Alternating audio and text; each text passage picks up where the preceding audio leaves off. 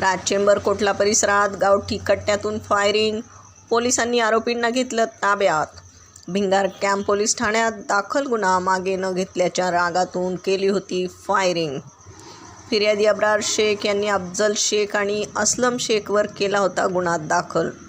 याचाच राग मनात धरून आरोपी सय्यद जईद रशीद, जाबीर सय्यद, अफजल शेख, असलम शेख, अल्ताफ शेख सर्व राहणार मुकुंदनगर यांनी दिनांक 11 फेब्रुवारी रोजी अब्रार शेखवर गावठी कट्ट्यातून गोळीबार करून ठार मारण्याचा प्रयत्न केला आहे।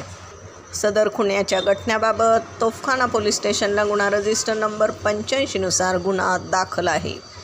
गोपनीय माहितीच्या आधारे तपास पथकाने सारसनगर परिसरात लपून बसलेल्या आरोपी जाबीर सय्यदला शिताफीने अटक केली आहे। त्याचे साथीदार कादर शेख, जईद सय्यद यांनाही अटक करण्यात आली असून त्यांच्याकडून गावठी कट्टा जप्त करण्यात आला आहे।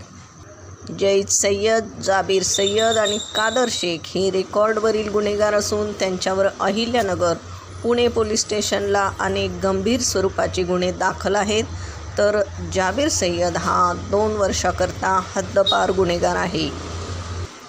सदरची कारवाई पोलीस अधीक्षक सोमनाथ घारगे, अप्पर पोलीस अधीक्षक वैभव कलुबर्मे, दिलीप टिपरसे यांच्या मार्गदर्शनाखाली पोलीस निरीक्षक किरण कुमार कबाडी, राजेंद्र वाघ, विजय पवार, शाहिद शेख, गणेश धोत्रे, सुनील पवार, फुरकान शेख, भीमराव खरसे आदींसह स्थानिक गुन्हे शाखा आणि तोफखाना पोलीस स्टेशनचे अधिकारी तसेच अंमलदार यांनी केली आहे।